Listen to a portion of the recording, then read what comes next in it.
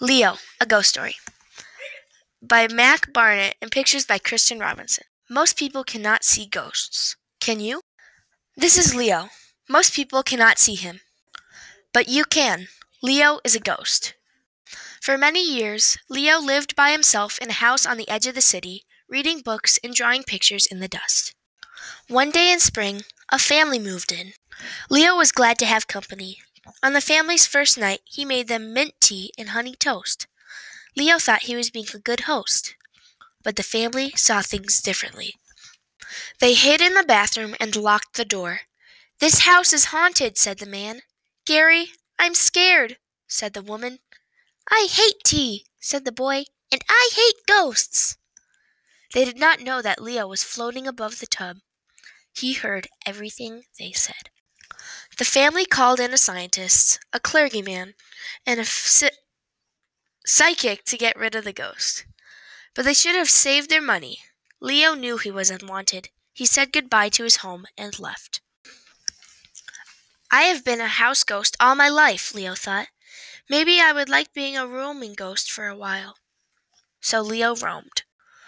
Leo saw the city and the people who lived there. Nobody saw Leo. The city was not like Leo remembered it. Some places were wonderful. Some places were scary.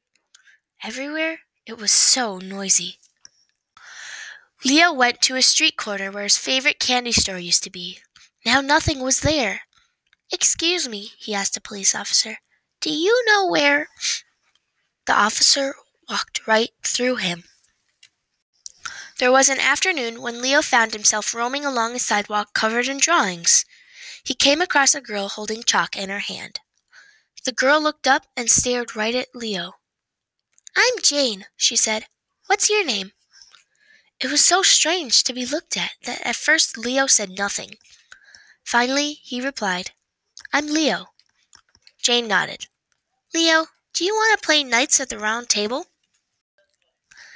"Yes," Leo said, because he did. "Good," said Jane. "First, you have to get knighted by the king." "Who is the king?" Leo asked. "I am," said Jane. "That's why I'm wearing this crown on my head." Leo looked at her head. He did not see a crown. Still, he kneeled down and was knighted on the spot. Leo and Jane sat at a table. "Sir Leo," said Jane, "meet Sir Ruffs, a loyal dog. Don't you think he looks handsome in his armor?" "Yes," said Leo. He bowed at an empty chair. "And Sir Leo," said Jane, "this is Sir Muse, a loyal cat. Don't you find his whiskers wise-looking?" "I do," said Leo, and he bowed again. "And finally," said Jane, "this is Sir Squawks." Leo interrupted. "A loyal bird?" Jane frowned. "No," she said. "Sir Squawks is a giant hamster." "Oh," said Leo. "Well, I'm not wearing my glasses." Jane squinted at the chair. "I guess," she said. "Jane!" a woman's voice came from another room. "Tell your imaginary friends goodbye and come down to dinner." "Fine," said Jane. She turned to Leo. "My mom doesn't think imaginary friends are worthwhile, but I think you're great." And with that, she stood up and went to the kitchen. Leo felt awful. She thinks I am imaginary, he thought. If I tell her I am a ghost, I will scare her away. After dinner, Jane returned to her room and gave Leo a sword.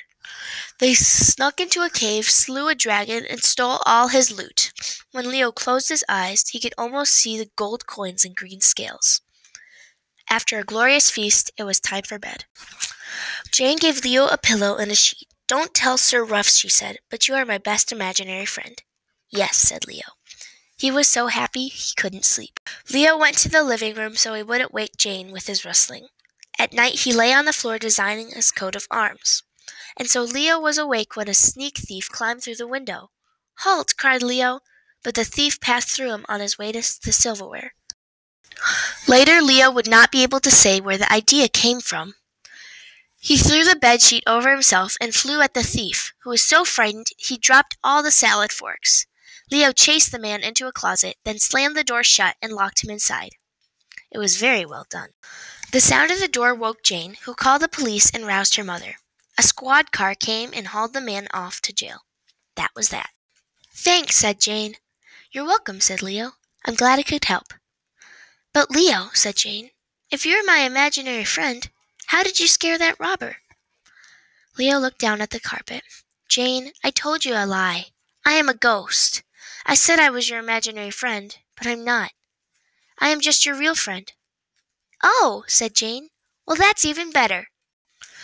And they went to the kitchen to have mint tea and honey toast at midnight. The end.